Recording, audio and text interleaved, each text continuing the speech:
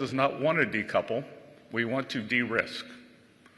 But signals like this are signs of decoupling, which we don't believe China wants. And again, we do not want to decouple. We should work together to de-risk and diversify our supply chains away from China as quickly as possible.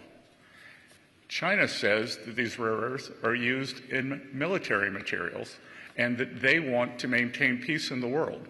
Again, it is the purchase of Russian oil by China that fuels the Russian war machine. China buys 60% of Russian energy. They buy 90% of Iranian energy. So who is fueling the Russian war machine? We will be producing photos soon, supplied to us by the Ukrainian government, that shows Chinese parts comprise substantial amounts of Ukrainian drones. So President Trump is the leader of peace. We should work together to de-risk and diversify. China's highly provocative move comes after we've made significant efforts to de-escalate tensions.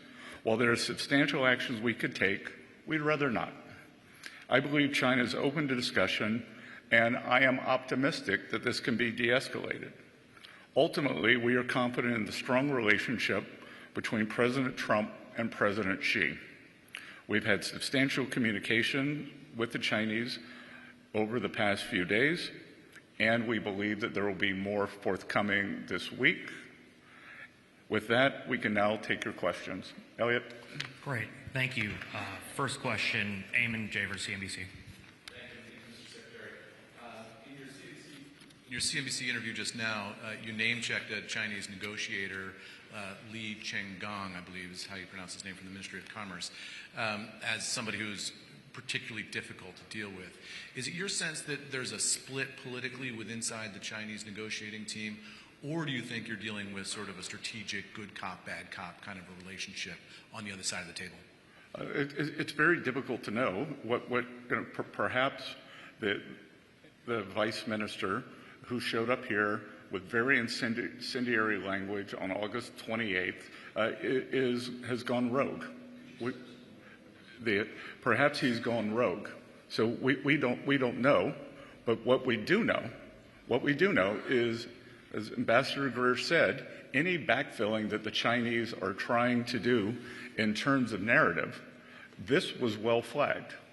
This individual was very disrespectful, and I'll tell you that we've had 4 rounds of talks, Geneva, London, Stockholm, and Madrid, and both sides approached them with great respect, and this individual did not.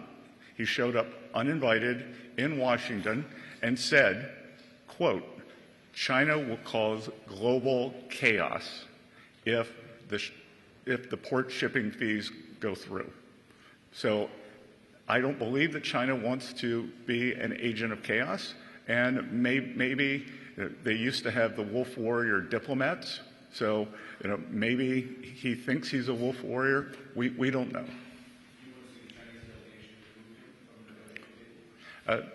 That's up to them. Thank you. Next question will go to Christine with NBC.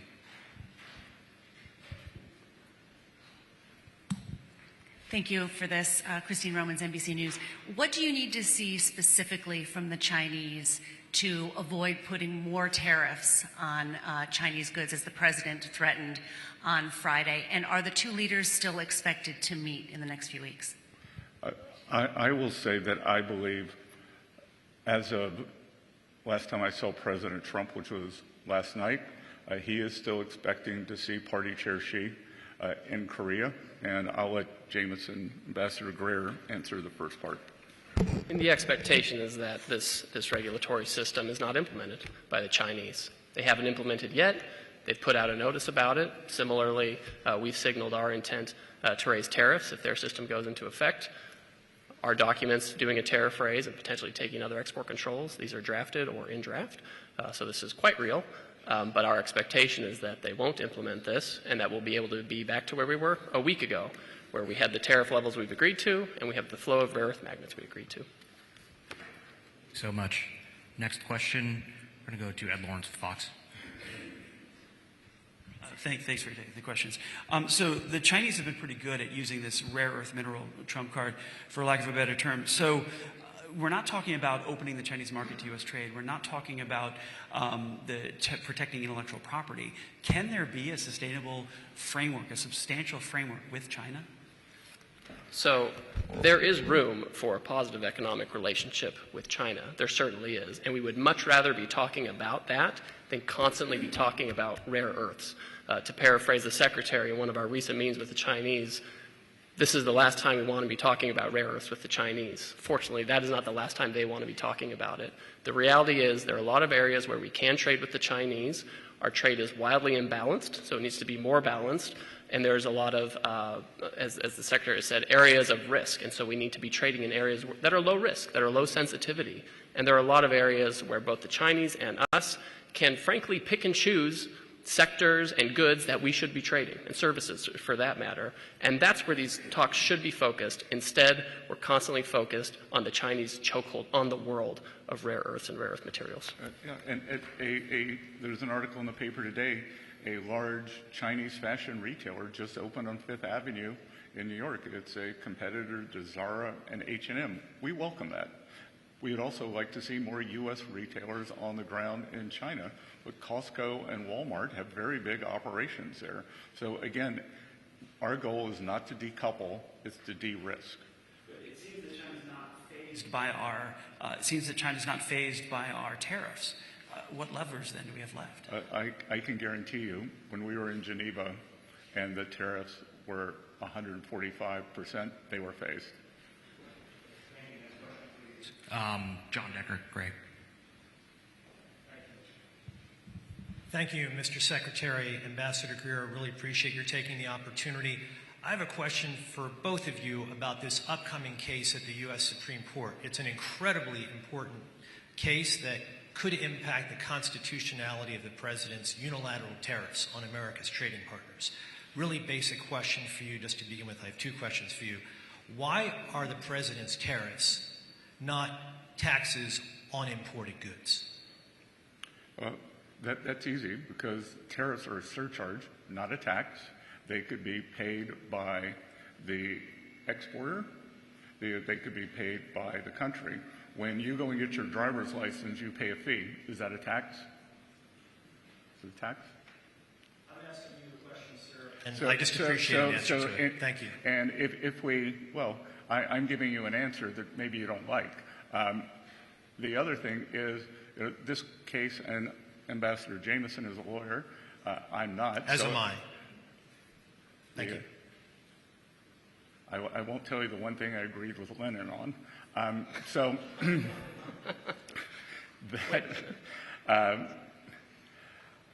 I think that we see with this Chinese provocation why it is very important for the president to have emergency powers to implement tariffs, because he needs to be able to use this to push back against this Chinese overreach against the world.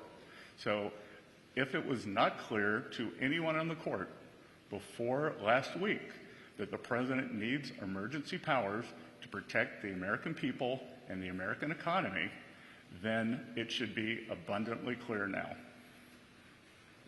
So my second question concerns that law that you just cited, that 1977 law.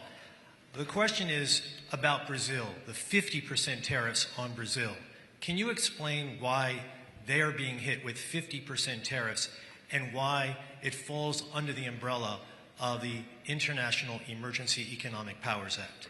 Certainly. Happy to do that. Now, to be really specific about Brazil, there's actually two regimes at place right here. There's the reciprocal tariff rate of 10% on Brazil, which everyone in the world has, which we're trying to do to control the global trade deficit, which is a huge problem for us. Then on top of that, there's a 40% tariff on Brazil, and that's under a separate emergency, and this is related to extreme concerns with rule of law, censorship, and human rights in Brazil, where a Brazilian judge has taken it upon himself to order U.S. companies to censor themselves, given them secret orders to manage the flow of information, rule of law with respect to political opponents in Brazil. And so when the... And the unlawful detention of U.S. citizens who were in Brazil. Correct. Now, the Treasury Department has often used IEPA, which is the shorthand for the law you're talking about, to impose sanctions, which will cut off countries or companies or persons entirely from the U.S. financial system and cut off trade entirely. If the president can cut off trade entirely, he can certainly impose a tariff, which is a lesser measure than a full sanction. Next question from James with Newsmax. Thank you. James Rosen with Newsmax. Thank you both for doing this. I have two questions for the Secretary. One of them I'll leave for a second, a slightly historical nature, and you are a historian. First, you mentioned in your opening remarks, quite apart from the expansion of the export controls, that China is singularly responsible for propping up the Russian war machine in Ukraine. We also know about the outsized Chinese role in the manufacture of the precursors for the fentanyl that is killing an estimated 100,000 Americans a year. So quite apart from the export control slice of this, should not Beijing feel the full weight of American punishment just for those two other aspects, the fentanyl and the propping up of the war machine? And then one historical question. Great. So a couple of things. The U.S., President Trump has instructed the ambassador and myself to tell our European allies that we would be in favor of whether you want to call it a Russian oil tariff on China or a Ukrainian victory tariff on China. But our European allies have to be willing to follow. We are sitting here during a government shutdown when we can't get 7 more Democratic senators across the line, but 85 U.S. senators are willing to give President Trump the authority to put up to 500% tariffs on China for the purchase of Russian oil. We are told that the European Parliament will not pass a similar measure. So all I hear from the Europeans is that Putin is coming to Warsaw. There are very few things in life I'm sure about. I'm sure he's not coming to Boston. So we will respond if our European partners will join us. The second, we do have the 20% of the tariff. We have a 20% fentanyl tariff on China, and again, they have all but admitted that they sell the precursor drugs. When we have the discussion, they say, take off the tariff, and then we can fix it. We say, fix it, and show us 6 months of persistence, and then we will take off the tariff. So again, back to the IEPA, if 100,000, 200,000 Americans being killed every year by fentanyl, families ruined, is not an emergency, I'm not sure what is. And by the way, if the Chinese can cut off rare earths and export control them, they certainly can control the precursors for fentanyl as well. When the history of this time is written, and historians are paying attention to President Trump's decision-making surrounding the global tariff program that he has initiated, can you tell us, to your knowledge, when it was, whether it was during the campaign or the preceding 4 years or during the transition or since he took office again, that he decided that he was going not only to rely more heavily on tariffs than he did in his first term, but to go as big on tariffs as he has? When was that decision taken? Oh, I think the decision was taken in the first term, and you would have seen President Trump saying that over the past, since January 20th, that he had a very successful tariff program on China in terms of rebalancing, in terms of purchases that they were supposed to make, which they haven't followed up on. But you heard President Trump say that in his final year, so trade deal was reached with China on January 20th. He was going to expand the tariffs to the world, and then COVID hit. And out of humanitarian necessity, it would not have been appropriate to start putting on tariffs during a period of such great economic disruption.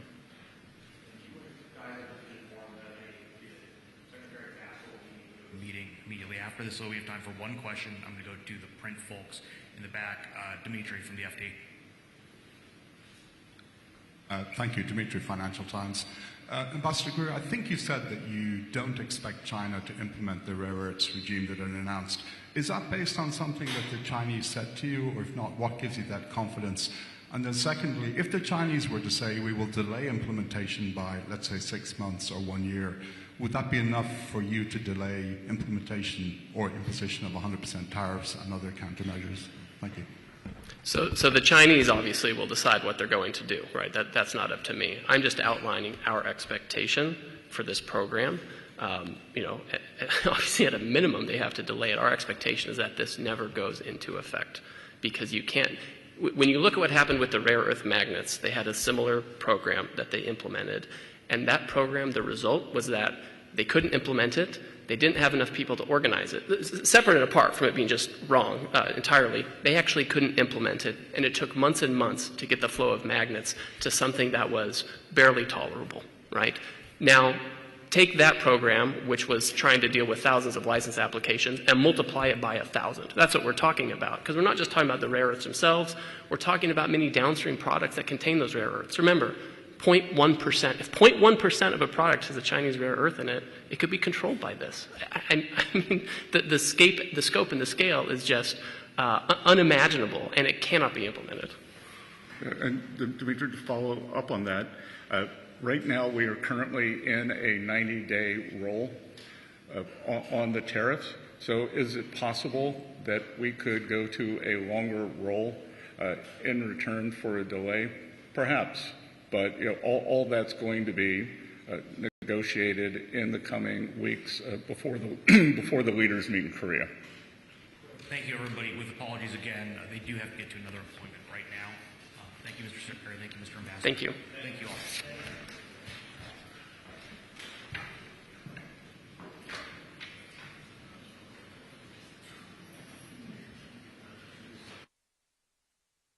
The room, please feel free to hold here, and you may file from this room. We do not have Wi-Fi in the U.S. Treasury, but you may use your Wi-Fi cards if that works best for you.